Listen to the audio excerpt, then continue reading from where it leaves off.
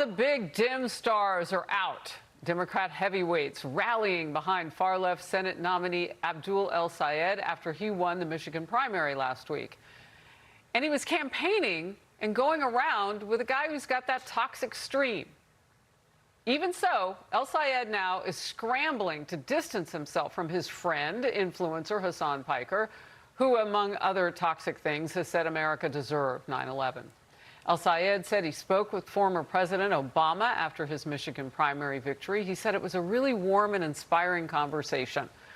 The night before his victory, El-Sayed was hanging out with Piker at the pool. Watch El-Sayed play dodgeball here. Do you plan to continue to campaign with Hassan Piker in the general election campaign? Look, I'm less concerned now with who I'm campaigning with, a lot more concerned about who I'm campaigning to. Do you disavow those comments that America deserved 9/11? Of course. Of course it was a dumb statement. And of course, I think Hassan himself would say that was a dumb statement. He disavowed it. So yes, America didn't deserve 9/11. Saying something is dumb does not even elevate your disavowing it to where it should be. It was cruel. It was thoughtless. And it could have been true. We still don't know. Senator John Fetterman thinks El-Sayed's ties to Piker and his anti-Israel stance could cost his party a must-hold Michigan Senate seat. Watch. I dare you to continue to campaign with people like Hassan Piker, because he now will quickly find out it's easy to campaign in the echo chamber as a Democrat, but when you have to convince other people or people that are open to voting on either side, I think you're going to be interesting to see how he chooses to disavow or now pretend that he hasn't just said and done these things just through this entire campaign. And as Fetterman says, just pretend.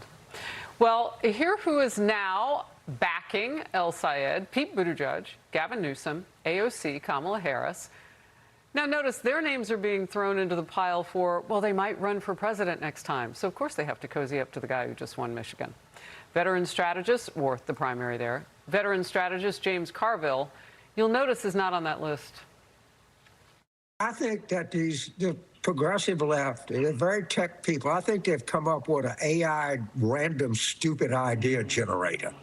And I think the stupid idea generator can think of things that humans can't, like canceling Thanksgiving or being against interracial dating. So I'm just waiting to the next stupid idea AI generator that comes out, spits out of that. In Focus with me now, Ben Ferguson, podcast host. Just want to get your top line thoughts. Yeah, look, I think what you're witnessing right now is the Democrats have created a mad laboratory for Marxism, and these are the candidates that are coming out of it, and these are the ideas that are coming out of it, and the test ground for this is the battleground states in places like Michigan and Wisconsin. But let's also be very clear. This all started back when Barack Obama was president.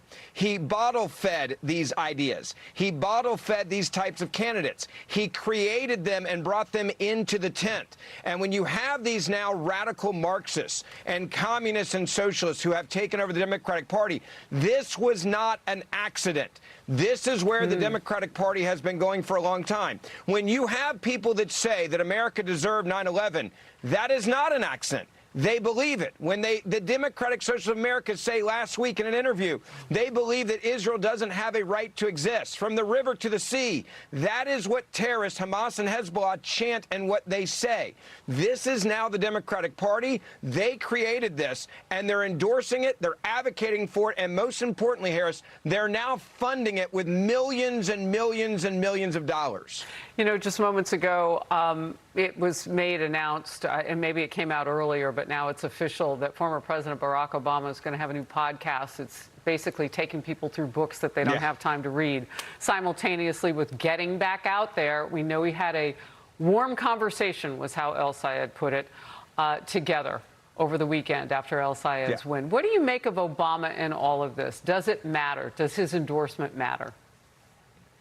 Look, I think Obama's endorsement matters, and I think putting out there, quote, we had a warm conversation, tells you, wink, wink, nod, nod, I'm absolutely behind this guy. And it's also telling the rest of the party, you better get in line. You have one thing that's also happening while we're seeing and witnessing the growth of this extremism, and that is the former leadership of the Democratic Party, the Chuck Schumers, they are paralyzed because they don't know what to do to stop this. And they realize no one's listening to them anymore. Barack Obama is pushing it this way. The Democrats fall in line. They're looking, by the way, at 2028. Let's be clear. This is a mad scientist laboratory for who they're going to put out there in 2028. If I made a prediction today, it is AOC. It is Chuck Schumer hoping she gets a nomination so maybe he can stay in charge as a figurehead for a little bit longer. Otherwise, she's probably going to primary Chuck Schumer. She says, oh, I'm just looking at Congress right now. No, she's not. The Democratic Socialists of America are saying we're coming for the entire country. We are winning and winning often now with these types of candidates and ideas. And the message is also clear. We hate America. We think it's fundamentally flawed. We want to destroy what it is now. We hate Jews, by the way. You're not welcome either. We also believe America deserved 9/11. This is who they are. When they tell you this, believe them.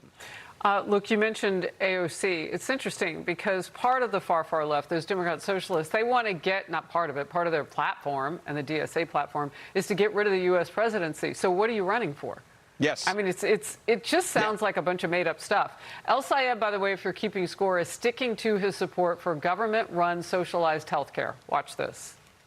Yeah. We don't have to live like this. We have an opportunity to guarantee cradle-to-grave health care. Would you need to increase taxes? As I've said across this campaign, I am for taxing billionaires their wealth. You are effectively acknowledging that people making less than $1 million could see their taxes go up. I just want to be very clear. Is that a yes? I'm saying that we'd be paying for health care in a different way. He doesn't know the answer to that question. I mean, come on. The slogans sound great, but we know nothing is really free. And also, even if you tax the blank out of the billionaires, like that one far left socialist said, it's still not going to be enough to cover this. Government-run socialized health care would mean a massive new tax burden on just about everybody. Estimates put the increase from $1.5 trillion to more than $4 trillion, taking the middle ground of those estimates equates to roughly 15 to 21,000 per tax return every year. Nationalized health care would also reduce employer contributions and take away choices for family. Remember that stuff that Obama's camp used to say, you can keep your doctor. No, you can't. You absolutely can't, because you can't afford for everybody to keep their doctor under their plan. Yeah, this is the largest tax increase we've ever seen in the history of this country that's being proposed now by these socialists. But this is about control.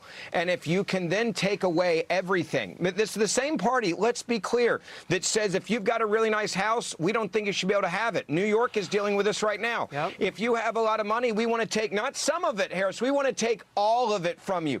And we want to take your doctor from you. We want to take your plan from you. We want to take private health care away. You are going to live under our Marxist rule. This is Marxism. It is here. It is the Democratic Party. I said this on your show a couple years ago. I believe the Democratic Party is dead. I believe it's been taken over, and they lied to the voters. They say, oh, no, we're Democrats, because they didn't think America could handle the word Marxist or communist. But now it's in your face. They're telling you they're going to take your money, they're going to take your businesses, they're going to take your homes, and they're going to tell you that this country is a disaster, so therefore we have to remake it. This is why Democrats like James Carville are terrified. Or as another one put it this way, we quote, we're in mortal danger. I wrote it down. There was a Democratic strategist that said right now the Democratic Party is in mortal danger. Why? Because they understand their party is dead. They are now the Communist Party of America. Well, Megyn Hayes on this very program a couple of blocks ago, earlier this hour. They aren't us. She doesn't claim the socialists as Democrats. It's fascinating. Yet they give them money to run in these races. Yeah, they're funding them. Follow the money. If you're sending them money, you believe in them, you support them, you advocate for them. Be sure to like and subscribe for all the Fox News latest on YouTube, and catch full shows streaming now on Fox One.